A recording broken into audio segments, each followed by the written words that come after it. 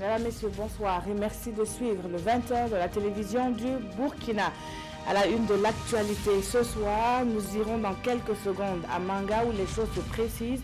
Les festivités entrant dans le cadre de la commémoration du 11 décembre se déroulent selon le calendrier prévu.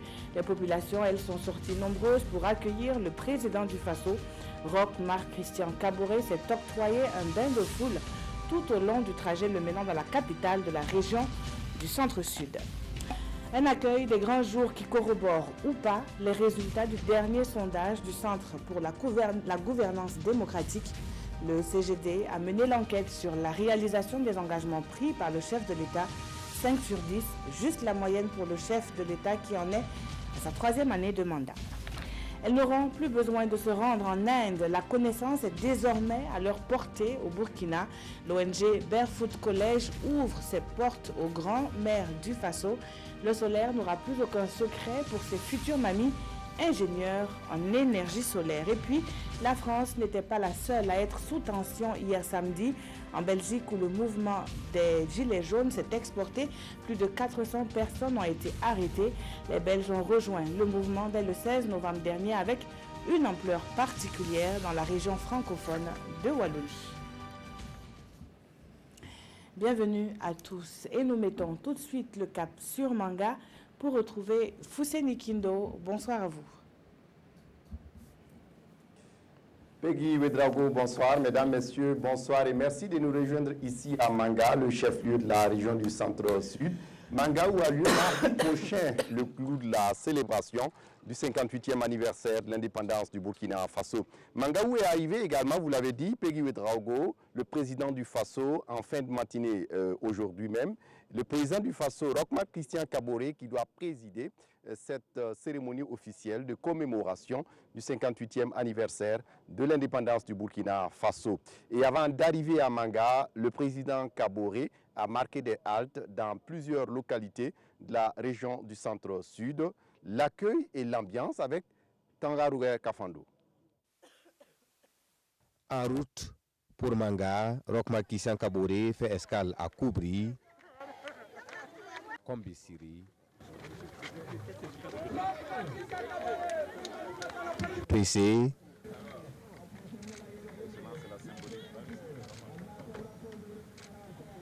au carrefour de Nobili et à Giba. Objectif, saluer la participation des fils et filles de la région dans l'organisation des festivités du 11 décembre 2018. Et à chaque étape, c'est une foule en liesse qui accueille le chef de l'État, les autorités coutumières, politiques et administratives en tête avec des présents et des symboles.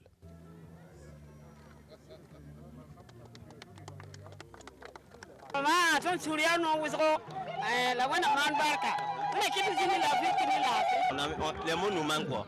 Tellement on est content, on ne sait même pas ce qu'il dit quoi.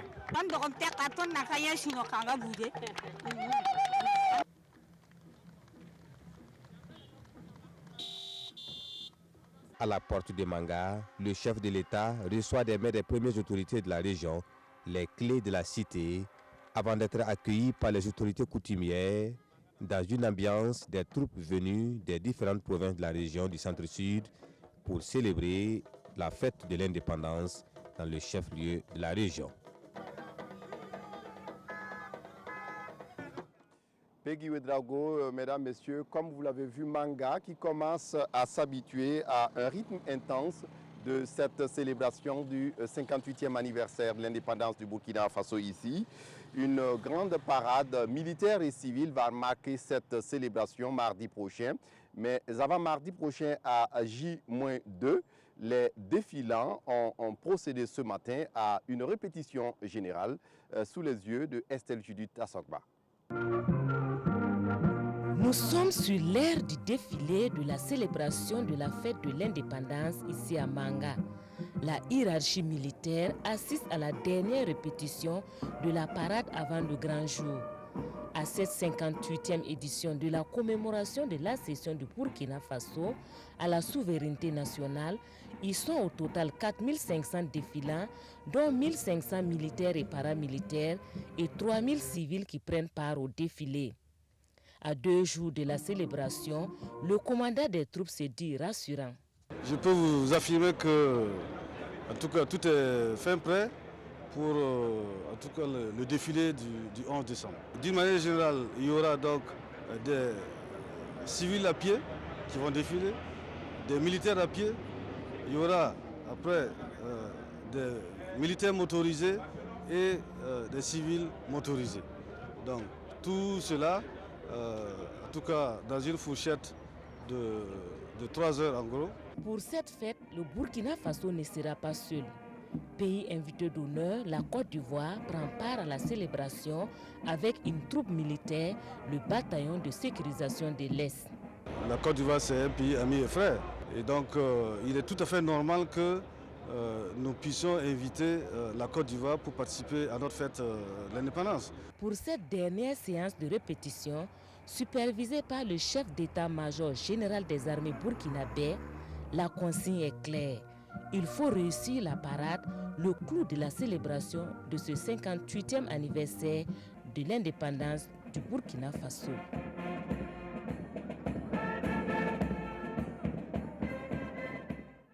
Et avec cette célébration, Manga connaît un nouveau visage, un lifting qui a permis à la ville, la cité de l'Épervier, de bénéficier entre autres de voies bitumées, d'une salle polyvalente, mais aussi de logements sociaux et économiques. Quelques citoyens rencontrés dans la ville de Manga ce matin ne cachent pas leur fierté, mais aussi leur joie. Ils s'expriment au micro de Dimitri Badini et de Haruna Kabouré. La cité de l'Épervier a fait pour nous. Dotée de plusieurs infrastructures à la faveur du 11 décembre 2018, les populations de la région du centre-sud sont unanimes. Le visage de la ville de Manga a été redoré. On a changé beaucoup de choses à Manga. Même la cité, ça me plaît beaucoup. Même la salle polyvalente, ça aussi c'est très bien. Vraiment, place de la nation, propre. Vraiment, je suis très très fière de ça. Le changement est perceptible. Étant né et grandi ici, ça se passe de commentaires, des constructions à niveau, des voies bitumées, j'en passe. Voici autant de réalisations qui nous réjouissent. Des réalisations, motifs de fierté, Manga témoigne sa gratitude aux autorités pour avoir permis la tenue de la fête nationale dans la région du centre-sud. Notre reconnaissance est incommensurable.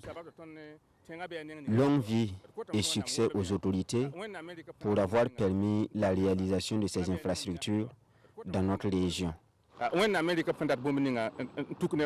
Vraiment, nous sommes très contents. On peut leur dire merci beaucoup, parce que vraiment, nous sommes très contents. Voilà, quand on va à Manga ici, maintenant et avant, c'est pas la même chose. À côté du nouveau visage de la ville, la fièvre de la fête se fait déjà sentir. La ville de Manga est bondée de plus de monde venu d'ici et d'ailleurs, et c'est ça aussi la fête de l'indépendance. Tout à fait. Avant de poursuivre, je reçois le secrétaire permanent du 11 décembre qui nous a rejoint sur ce plateau. Khalil Bara, bonsoir. Bonsoir. Merci de venir répondre à quelques questions sur les préparatifs à J-2 de cette fête nationale. Alors dites-nous, Monsieur Bara, ce soir, qu'est-ce qui ne sera pas prêt dans les infrastructures prévues pour l'organisation de cette fête nationale? Merci de nous avoir invités sur ce plateau, la RTB.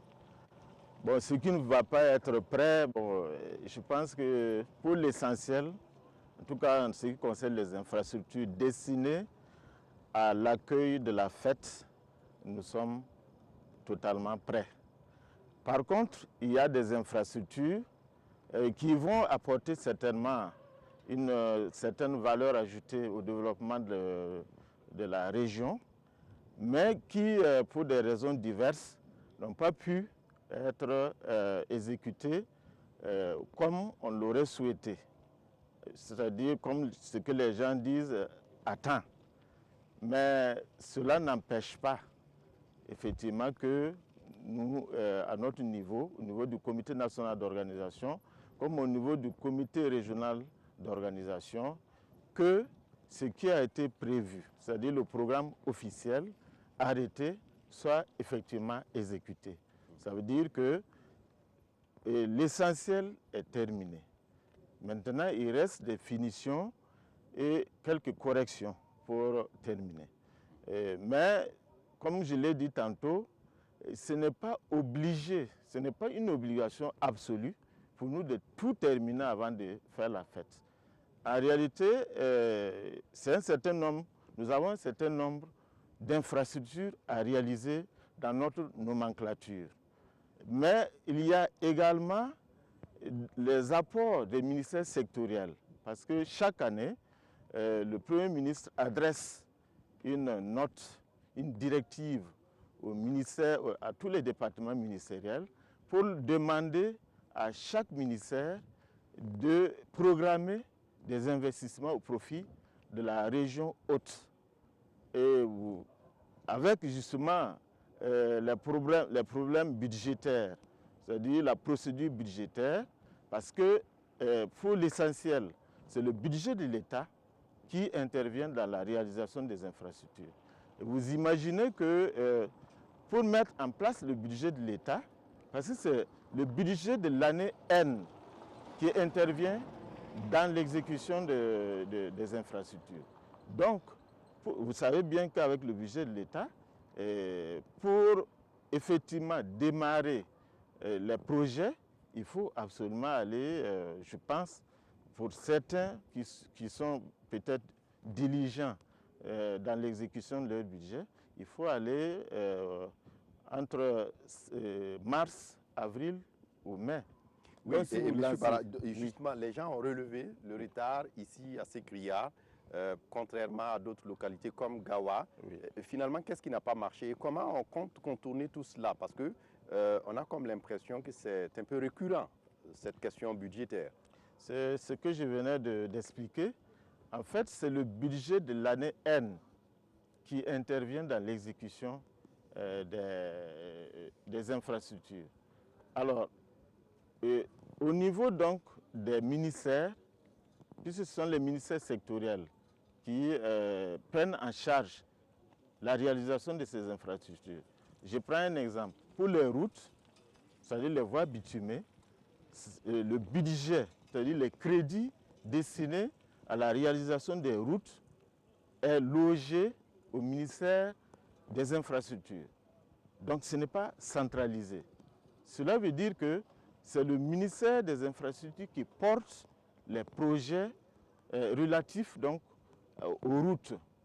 Alors, pour pouvoir démarrer effectivement l'exécution de ces projets, il faut nécessairement que le budget se mette en place.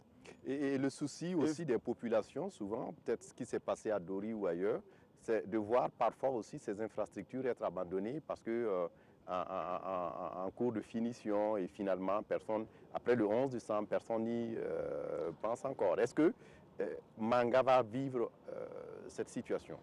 Non, je crois que nous avons vu effectivement ce problème et le gouvernement a donné des instructions fermes pour que, après, justement, après la fête, que chaque type d'infrastructure soit affecté à une collectivité territoriale donnée.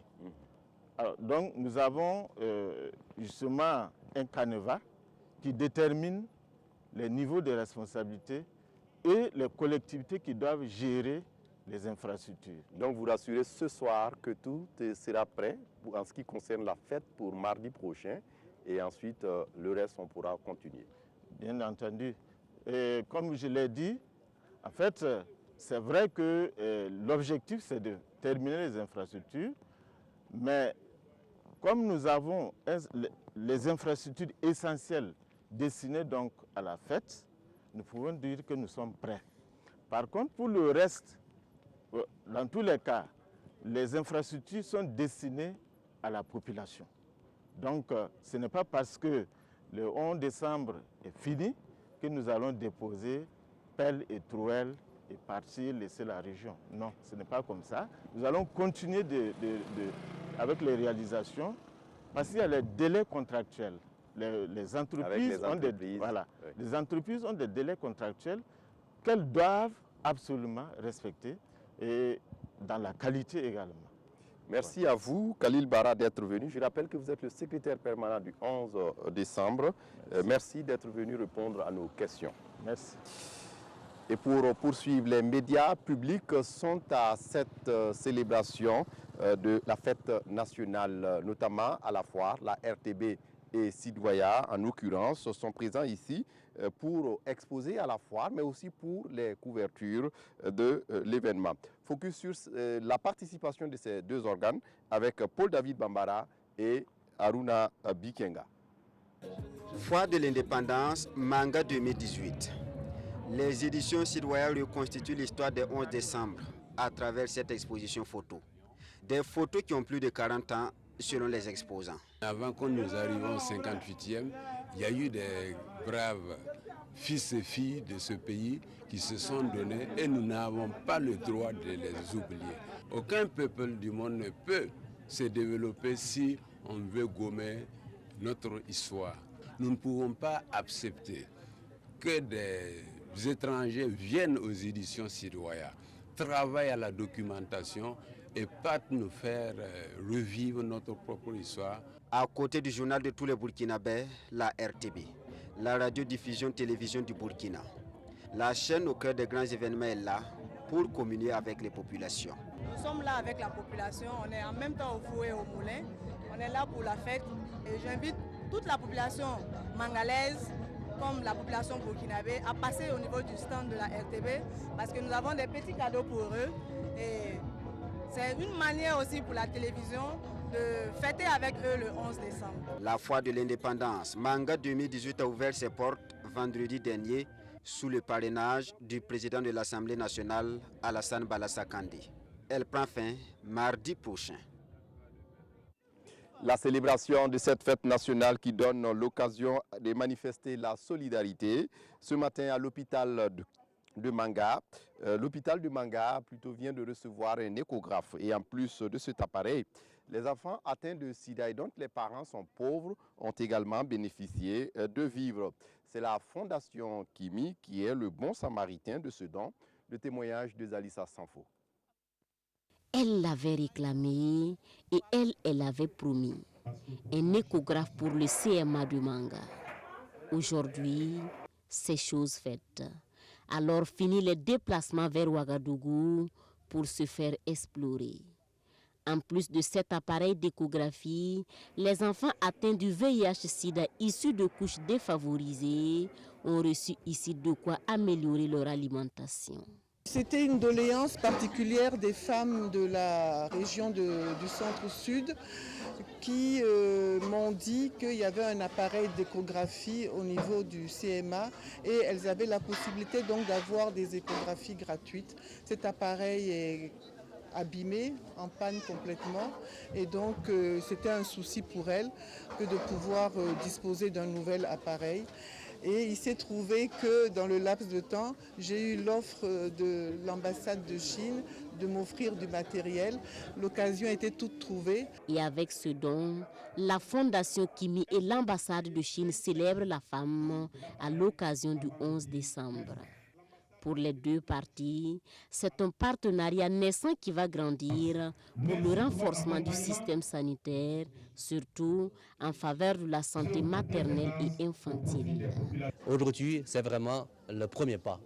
Et puis dans le futur, on aura beaucoup plus de projets plus ambitieux. Je pense que la coopération dans le domaine de santé constitue toujours le domaine le plus prioritaire entre nos deux pays. Je pense qu'on va beaucoup investir.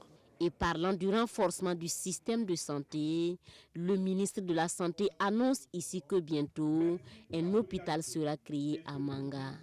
Mais il faudra attendre 3 ans encore pour y recevoir les premiers patients. Toujours dans le cadre de la compassion, mais aussi de la solidarité, une quarantaine de couples ont pu régulariser leur situation matrimoniale ce dimanche à Manga. Le film de ce mariage collectif avec Dimitri Badini. Sous le régime de la polygamie ou monogamie, ils sont 38 couples à régulariser leur situation matrimoniale à la mairie de Manga. Un mariage collectif organisé dans le cadre des festivités du 11 décembre et qui satisfait les nouveaux mariés. Ce sont des mariages il y a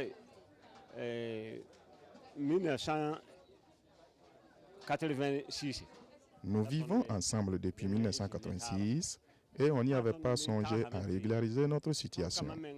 Aujourd'hui, quand on nous offre cette opportunité, nous nous réjouissons d'avoir signé notre acte de mariage et d'être en règle comme bon nombre de jeunes couples.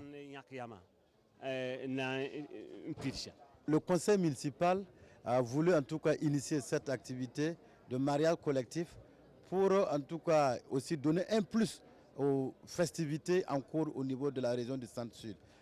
C'est pour cela que nous avons initié ce mariage collectif qui en tout cas a eu beaucoup d'engouement. Au cours de cette célébration, une délégation gouvernementale avec à sa tête le ministre en charge de l'administration territoriale est venu féliciter les élus du jour et occasion de prodiguer des conseils sur le bien fondé de l'état civil. Au niveau donc, de notre ministère, nous avons une stratégie nationale de l'état civil qui permet donc aux populations d'avoir les actes d'état civil, notamment l'acte de naissance, mais surtout l'acte de mariage. Donc les faits d'état civil sont très importants.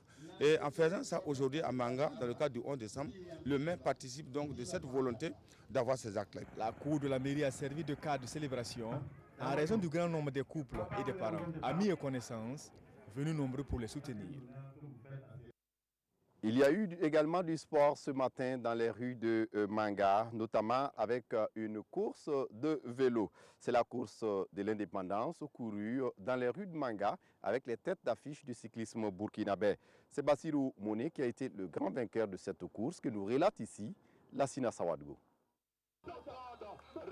Le roi de la piste, c'est lui, Bassirou Monia de l'AJCK. Dans la cité de l'Épervier, la couleur reine est le jaune et le rouge. Elle a plané sur la cité. Au départ de Ouaga ce matin, 100 concurrents étaient sur la ligne de départ, défendant les couleurs de 38 clubs.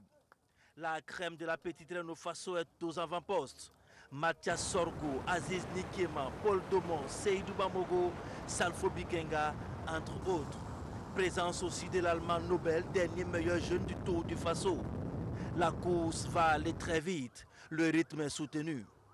Entre Cador, on se jauge. Des coups de bluff, mais toutes les tentatives sont étouffées dans l'œuf. 9 coureurs vont tenter de jouer les éclaireurs. Cette fois, ils prendront le large. Aziz Nikema, Salfo Bikenga, Aruna Ilboudo, Abdoulaye Ramba vont animer l'échappée. Partout, les populations seront là pour les applaudir. À Manga, les autorités sont là à la tribune pour saluer les forçats. Un premier tour de reconnaissance et voici Bassirou Nomia qui allume les gaz. Il grappille seconde après seconde et va faire son trou. Encouragé par son président, le jeune coureur va remporter la palme en solitaire. Vitesse moyenne pour cette course, 38 840 km/h. Il remporte le trophée et la somme de 300 000 francs CFA. Pour avoir animé la course, la JCK est le grand vainqueur de ce tour pour l'an 58.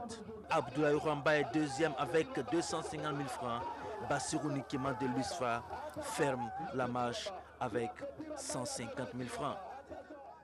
Voilà, Peggy Ouedraogo, voici ce qu'on pouvait dire de l'actualité ici ce soir à Manga. À vous l'antenne pour la suite du journal.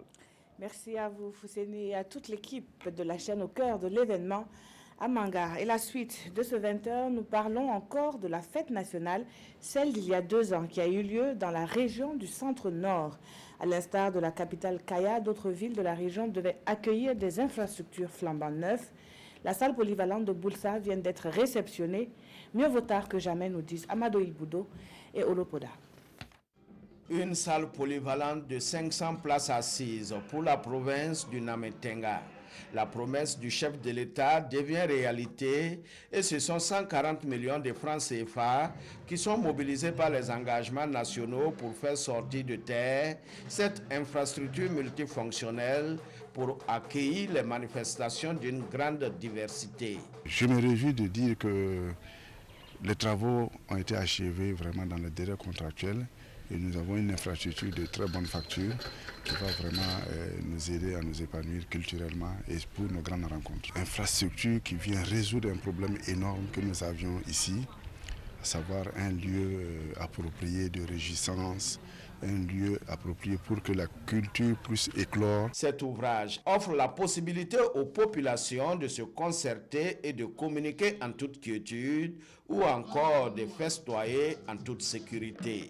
Une nécessité pour booster le développement dans cette partie du Burkina. Je pense que ça correspond à des besoins pressants au niveau de Boulssa ici. Et ce que nous souhaitons, c'est que le maire, le conseil municipal et l'ensemble des populations, les artistes, les femmes, les jeunes, en fassent le meilleur usage possible afin que cette infrastructure dure le plus longtemps possible et qu'elle appelle d'autres infrastructures structurantes au profit des populations. La salle polyvalente de Boulssa doit vivre et générer émotions et bien-être.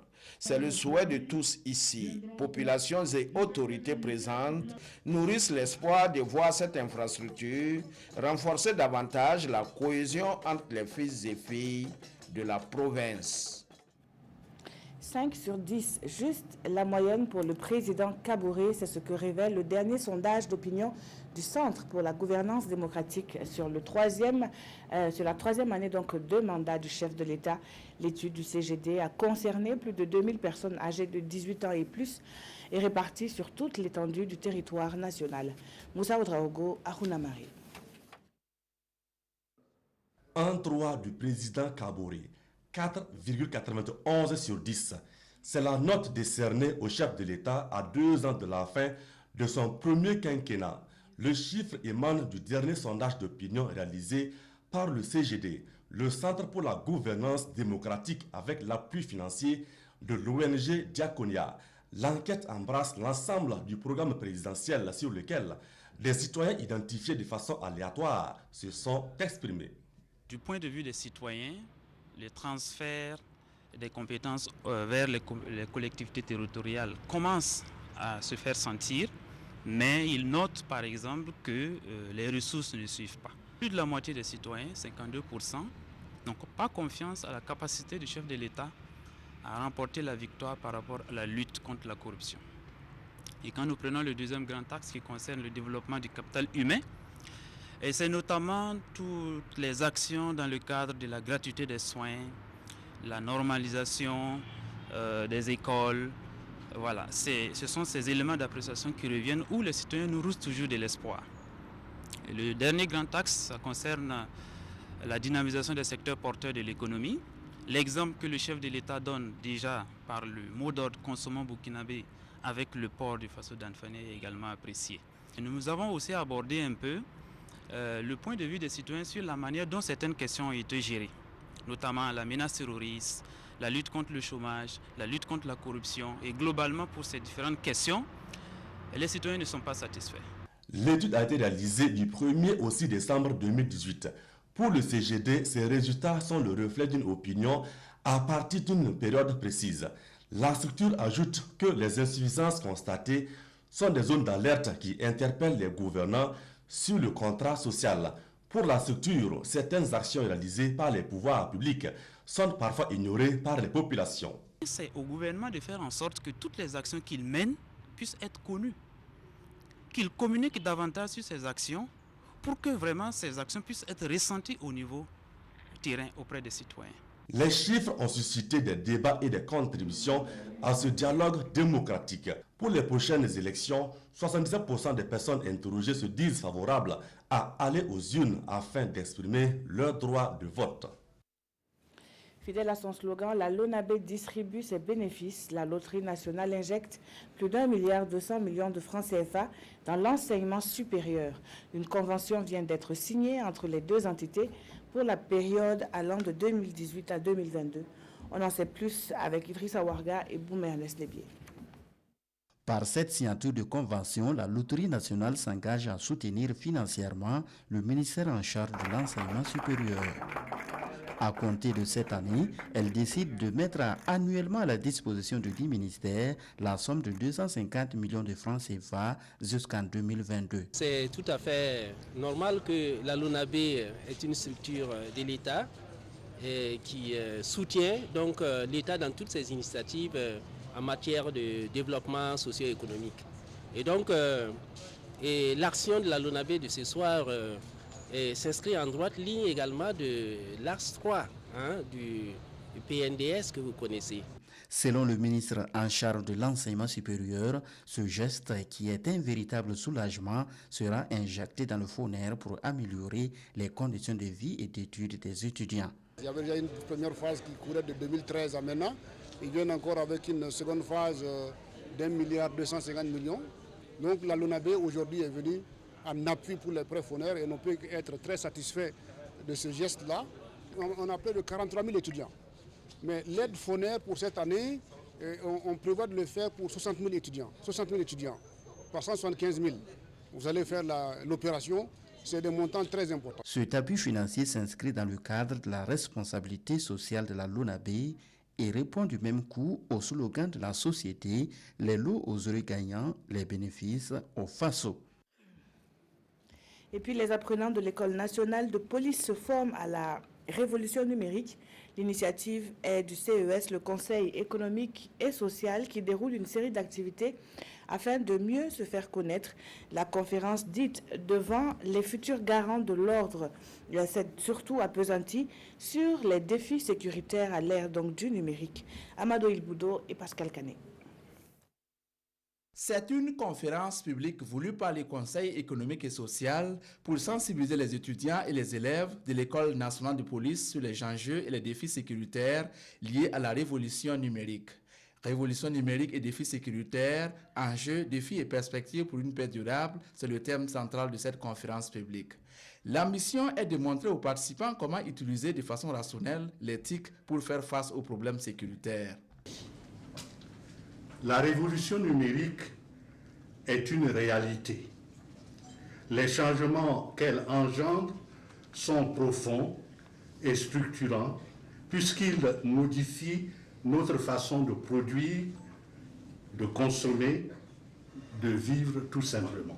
Selon la communication du ministre de la Sécurité, les défis sécuritaires à relever à l'aide du numérique sont entre autres l'utilisation des armes de destruction massive et le grand banditisme. Aujourd'hui, la réponse de la sécurité sur cet enjeu du développement du numérique, c'est comment faire en sorte que nous puissions exploiter au maximum les opportunités que le numérique nous offre pour affiner nos méthodes de travail et en même temps comment réduire sensiblement les risques et les menaces qui sont générés aussi par l'usage de moyens numériques. En termes de perspective, selon les panélistes, il faut travailler sur la législation et créer un laboratoire numérique pour contrôler les flux d'échange des données. Et puis le Burkina Faso se prépare à la rencontre des ministres de l'Environnement en Pologne. La COP24 s'y déroule depuis le début du mois de décembre et s'achève le week-end prochain avec cette rencontre de haut niveau. La pleine application de l'accord de Paris est le sujet au centre de cette 24e conférence des parties à la commémoration cadre des Nations Unies sur les changements climatiques. Retrouvons nos envoyés spéciaux Karim Ilboudo et Ibrahim Sano. Prennent part à cette conférence sur le climat les organisations de la société civile qui militent pour la réduction de la température mondiale à 1,5 degré Celsius. Pour ces OSC, leur lutte va dans le sens de la défense des droits des communautés autochtones. Tout ce débat sur le climat se mène sans la participation des communautés. Ce sont ces populations qui sont au contact de la nature. Ce sont ces populations qui, quand il y a problème, qui sont les premières victimes. Donc, il est important d'écouter ces communautés-là. Et donc, à Paris, on a décidé de mettre en place cette plateforme qui va valoriser les communautés locales et les peuples autochtones. Également, des étudiants en médecine qui font les liens entre changement climatique et santé dénoncent à travers des slogans les comportements des pays pollueurs. Nous sommes ici en tant que futurs professionnels de la santé et des professionnels de la santé qui sont avec nous pour démontrer l'importance du changement climatique pour notre santé, l'importance d'agir pour le changement climatique à travers l'adaptation et la mitigation pour pouvoir aboutir à une meilleure santé à tous. Par exemple, si on réduit le taux de CO2, ça va automatiquement réduire le taux de maladies cardiopulmonaires. Plusieurs organisations participent à cette conférence et chacun lutte en sa façon pour que les différents pays changent de comportement pour la préservation de l'environnement. Vous venez plutôt de suivre donc la participation des OSC à ce 24e sommet des changements climatiques. Et nous allons justement suivre le reportage annoncé tantôt sur la participation, la préparation donc de la participation du Burkina Faso à la rencontre de haut niveau des ministres prévue le week-end prochain. Après les salutations d'usage, le ministre de l'Environnement prend l'épaule de la participation de la délégation burkinabé à cette COP24. Satisfaisant, dira le point focal, malgré la température qui frôle souvent moins 7 degrés Celsius. Les négociations se passent très bien et comme vous le savez, l'objectif principal même de cette conférence des parties, c'est l'adoption des règles, des modalités et procédures de mise en œuvre de l'accord de Paris. En tant que pays parti à la Convention cadre des Nations Unies, nous sommes venus, nous avons apporté notre contribution dans les négociations techniques qui a abouti bien sûr à la prise de certaines décisions. Toute chose qui réjouit les ministres qui, très bientôt, prendra part aux négociations de haut niveau des ministres sur le décaissement des fonds d'adaptation au changement climatique. Nous ne sommes pas responsables au même titre que les pays développés. Par conséquent, nous demandons une justice climat.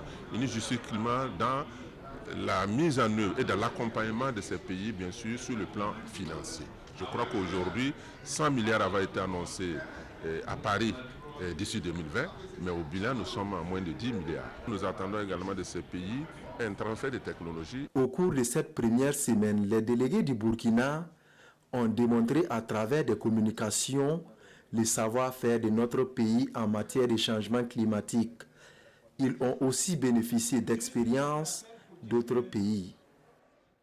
Les plus démunis, ceux qui sont très souvent en marge du développement, ce sont eux que l'ONG Barefoot College place au centre de sa vision. L'organisation indienne se déploie au Burkina au grand bonheur des mamies. Souvenez-vous, ces grands-mères parties se former en Inde au solaire et à moindre coût. D'autres vont bientôt rejoindre ce cercle d'ingénieurs du troisième âge. C'est ce que nous disent Jean-Hugues Bayala et Essel Assoba. Le centre régional de formation Barefoot College, qui signifie pieds nus, est désormais disponible au Burkina Faso. Il est le deuxième centre en Afrique après celui du Zanzibar en Tanzanie. Situé à Nyorida, dans la commune rurale de Nobéré, dans le Zunwego, le centre est bâti sur un terrain de 15 hectares et est destiné à la formation en énergie renouvelable des femmes rurales, communément appelées grand-mères solaires. D'aucuns diront un centre, tu s'occupes de l'énergie solaire, tu te retrouves à l'environnement. C'est difficile à expliquer, mais c'est simple. Pour l'environnement, c'est comment réduire les gaz à effet de serre. Pour le ministère de l'Énergie, c'est éclairer le Burkina Faso en lien associé à la population. Donc, c'est un projet qui sera géré en synergie avec les deux départements. La matérialisation de l'infrastructure a été rendue possible grâce au partenariat entre l'Inde et le Burkina Faso.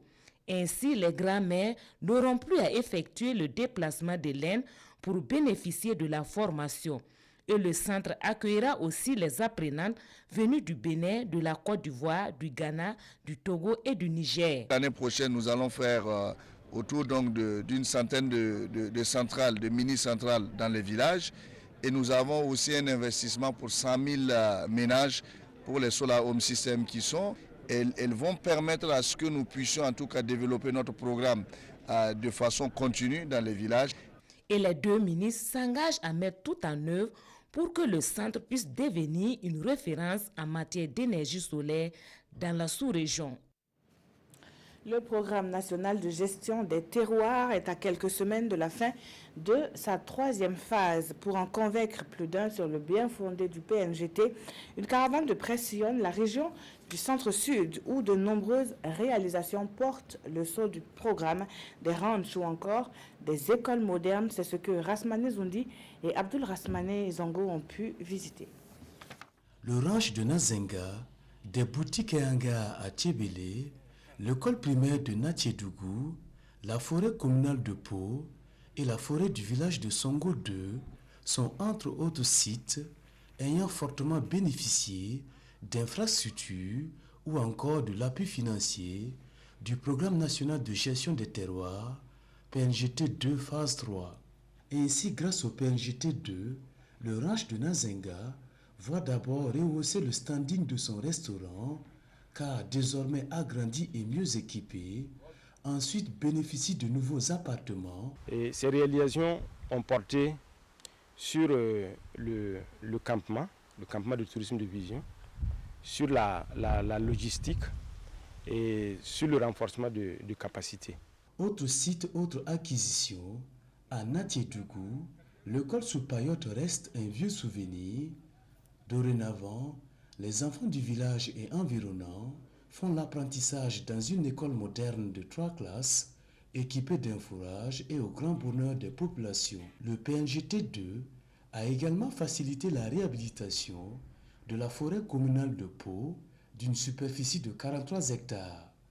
Le bosquet du village de Songo 2 n'est pas en reste. Autrefois un site sacré, il a été transformé en zone bien boisée et protégée. Cette sortie terrain s'achève avec le satisfecit du PNGT 2 et du bailleur de fonds. Nous pouvons dire que les travaux sont bien avancés. C'est du visible, c'est du concret sur le terrain. Et la maîtrise d'ouvrage a été pilotée par les acteurs eux-mêmes. L'expérience du PNGT 2 montre que quand vous responsabilisez les communautés, quand vous leur faites confiance, quand vous renforcez leurs capacités, alors vous êtes sûr que vous allez pouvoir exécuter des activités qui répondent effectivement à leurs besoins.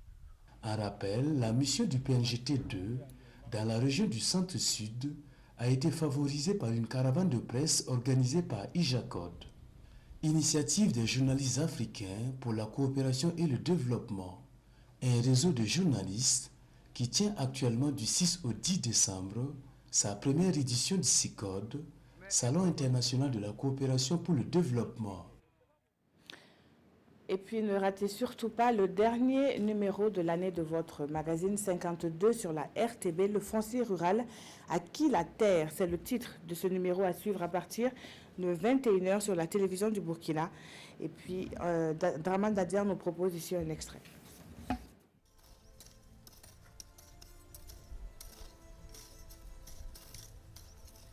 Geswende Nama est à sa pluie. En 2006, ses parents n'ont pas résisté face à l'argent. Toute la terre familiale est vendue à 10 000 francs l'hectare à un haut cadre de l'administration. Aujourd'hui, sur le même périmètre, il produit du sésame. Mais le champ a changé de main. Le propriétaire est devenu locataire. Il loue la terre à 15 000 francs l'hectare. Pour éviter tout risque, le nouveau propriétaire signe un bail annuel avec les locataires. Chaque année, il faut renégocier. Ton magasin location, ton saoum tava yum la sa veke. Am yawde hectare fan tout ce temps. La hectare temps la on code. La yum la sa likit mam yaw tout ce temps hectare fan. Et l'or for ton sa le boum tap poda. Am lebro ko me.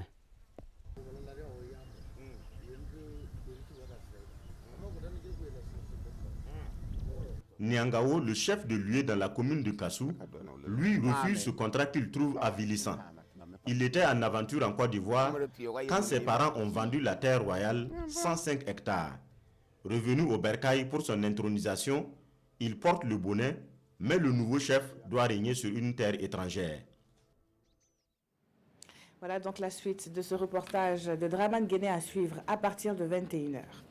Connecter les jeunes burkinabés par la magie du numérique pour arriver à créer des emplois concrets. Le concept est importé du Rwanda où Youth Connect a déjà fait ses preuves. La promotion du leadership et de l'entrepreneuriat est dans le viseur de l'initiative présentée à la presse. Les précisions de Roger Cam avec Pascal Canet.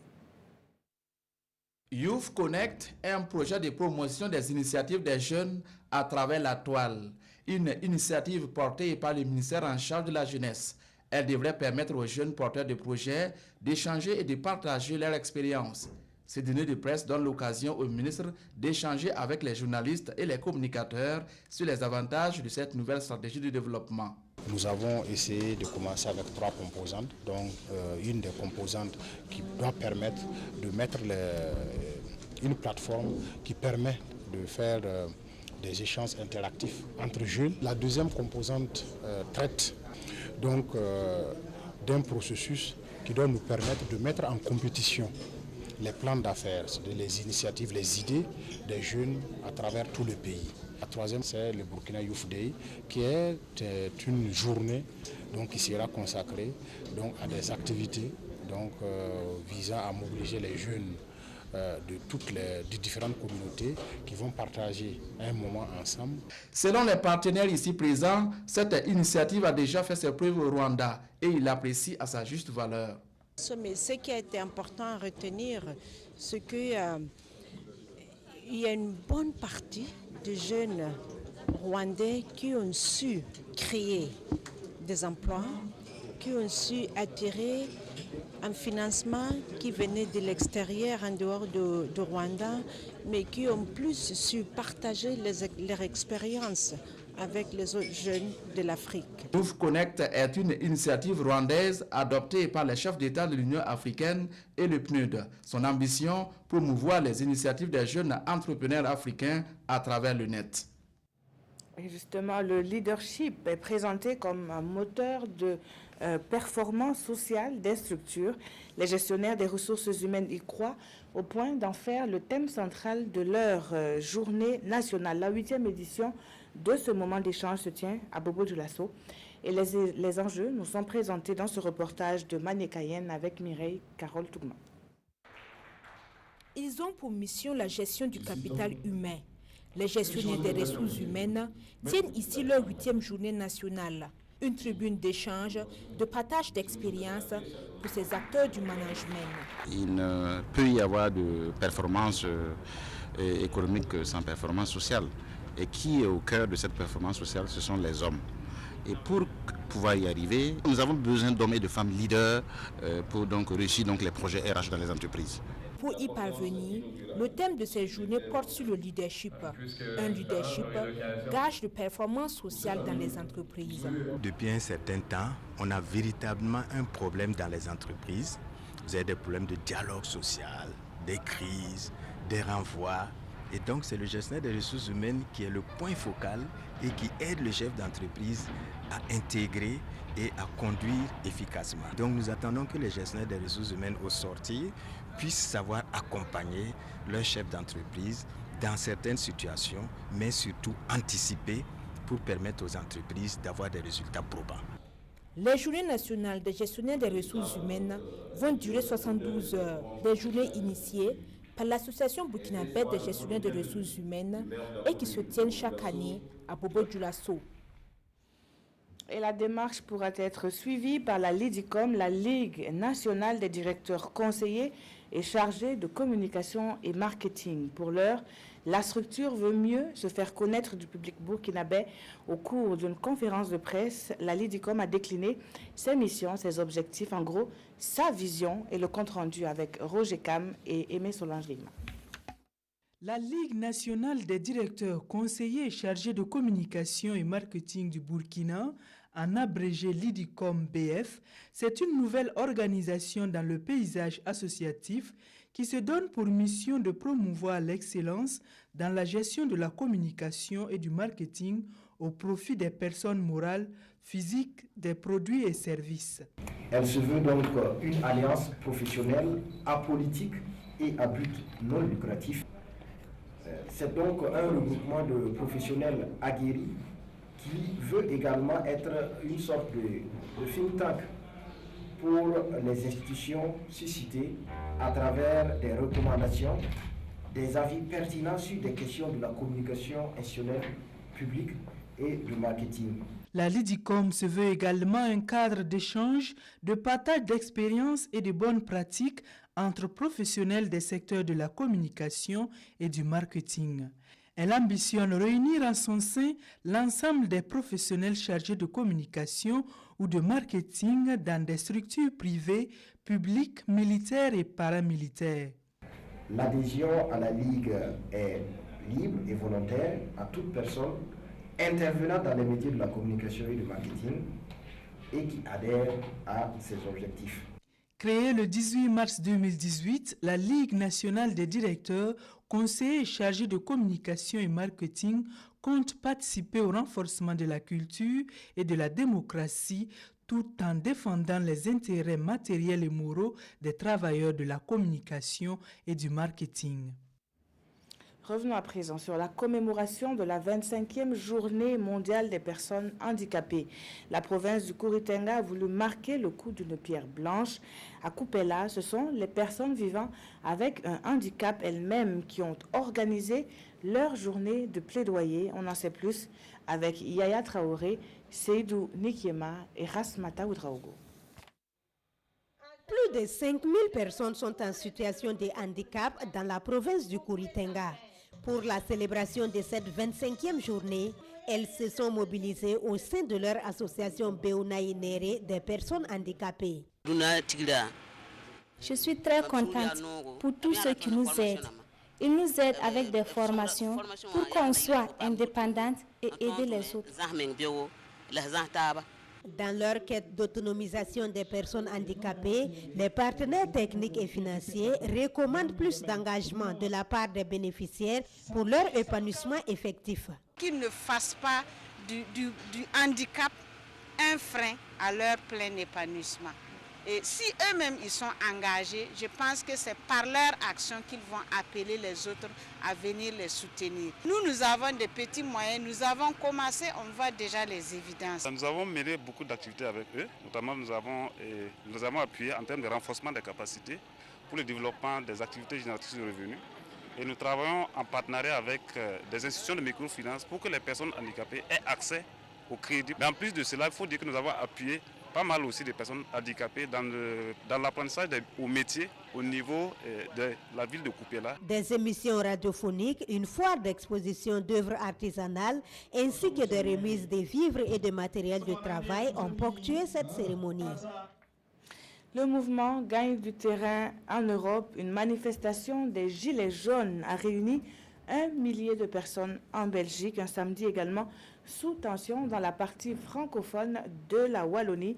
Elle a rejoint le mouvement des Gilets jaunes le 16 novembre dernier. Les Gilets jaunes belges étaient eux aussi dans la rue ce samedi. Alors qu'un millier de manifestants s'étaient rassemblés aux abords des institutions européennes à Bruxelles, environ 400 d'entre eux ont été arrêtés. Je suis venu ici aujourd'hui pacifiquement. Tout le monde ici est venu pacifiquement. Maintenant, on se fait arrêter pour rien. Ça, c'est un vrai scandale.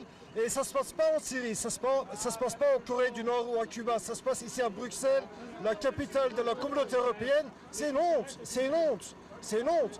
Imitant leurs voisins français, le mouvement des Gilets jaunes s'est particulièrement exporté dans la région francophone de la Wallonie. Les manifestants partagent les mêmes revendications. La politique du gouvernement va de plus en plus chercher dans les poches des petits. Les gens avec beaucoup d'argent deviennent encore plus riches qu'avant et que maintenant, nous autres ici, en tant que Belges, nous avons dur à suivre à la fin du mois parce qu'on vient tout le temps avec des nouvelles taxes, Lors des heurts entre les manifestants et les forces de l'ordre, les autorités ont indiqué qu'un policier belge avait été blessé au visage, mais que ses jours n'étaient pas en danger. Place à présent à notre rendez-vous sportif hebdomadaire sur le plateau du 20h. Ce soir, c'est Modeste Ouedraogo. Jean-Modeste Ouedraogo, bonsoir. Bonsoir Peggy. Eh bien, on ne parle pas des gilets jaunes, mais des maillots jaunes et noirs avec l'ASEC qui a brillé aux 3e journée donc, du championnat de football. Effectivement, 13e journée du Faso Foot, Saboteur qui tient donc sa 5e victoire d'affilée. Oui, les jaunes et noirs de Koutougou sont en forme et donc Saboteur est un entraîneur heureux puisqu'il a occupé provisoirement la première place au classement avant de céder cette place-là. Et on va y aller rapidement avec les images pour dire que dès la 8e journée, dès la 8e minute, but de Aboulaye Dera et puis voilà, but de Aboulaye Dera de la tête qui ouvre le score pour la SEC de Koudougou, puis égalisation de Raïmo, 22e minute par Issa Zerbo. Et finalement la SEC qui va l'emporter sur le score de 2-1 grâce à un penalty transformé par Oumar Compaoré et donc victoire de la SEC sur le score de 2-1. Saboteur est aux anges Et on va partir avec le prochain match de cette 13e journée. C'est bien évidemment Asfa Nyenenga Majestic, 36e minute, Amadé Diarra pour l'ouverture du score. Et puis voilà, Amadé Diarra qui permet donc à l'Asfa Nyenenga d'ouvrir le score face à cette équipe de Amadou Sampo. Sampo qui perd d'abord à domicile contre la SEC et puis Sampo qui revient perdre au stade du 4 août, 1-0 pour l'Asfa Nyenenga. Et finalement, l'Asfa Nyenenga qui va doubler la mise grâce donc à Mahmoudou Fofana. Il scelle la victoire de l'Asfa et face au garçon d'Amadou Sampo, 2-0. Et faux contre RCB, c'est le choc de cette 13e journée, 27e minute. Faut-il Yannick Ponoro qui se rend à justice finalement et sur ce pénalty, donc il permet à l'Étoile filante de Ouagadougou d'ouvrir le score à la 27e minute. Et puis le RCB qui égalise à la 72e minute grâce à Issouf Zonou qui permet donc au Tigre de Diarra Dougou de pouvoir revenir au score. Il pivote, il frappe et puis ça fait un but partout. Et dans les ultimes moments du match, voilà, le RCB qui prend donc le dessus. Les garçons de Mahamadi Bagué qui arrachent la victoire grâce à Moustapha Diallo. 2-1. Et résultats rapidement, donc USO AS Police 0-0, ASFB RCK 2 buts partout, AS Douane Salitas 2-0 pour Salitas, et puis USFA Sonabel 1-0 pour l'USFA, AGEB USCO 1 but partout. Au classement, rapidement Peggy, premier Salitas 25 points plus 7, deuxième ASFB 23 points plus 10, ASEC troisième, la SEC sur le podium, c'est la première fois donc depuis le début de ce championnat, et puis la SFA est 4e, EFO est 13e, voilà, et puis 14e AS Police, 15e AGEB, 16e l'Union Sportive de Ouagadougou. Et puis le championnat de rugby, Modeste. C'est vrai, la finale du championnat de rugby A15 entre le Faso Rugby Club et donc l'équipe venue de Bobo, ce sont les Lions qui sont venus de Bobo et finalement donc Faso Rugby Club qui l'emporte sur le score de 13-0. C'est une revanche, Peggy, parce que le rugby A7 avait été remporté par les Lions qui sont venus arracher la victoire à Ouagadougou et finalement les FARC, l'équipe de Faso Rugby Club s'appelle les FARC donc qui arrivent à arracher la victoire, sinon la coupe devant les Boboulais et donc soit 2 essais plus une pénalité transformée et le premier à l'œuvre de Stéphane Bationo sur un sprint solitaire à la 50e minute second donc réalisé par Adam Assanou. Score final 13-0 pour les FARC du Ouagadougou. Merci à vous Modeste pour ces informations sportives qui seront bien entendu développées demain en direct avec... À partir de 21h avec moi-même. Très bien. Merci à vous, chers téléspectateurs, de nous avoir suivis. Dès demain, une nouvelle équipe s'installe à 20h. Ne zappez pas, tout de suite à partir de 21h52 sur la RTB, le dernier de cette année. Très bonne suite de programme sur la télévision de Burkina.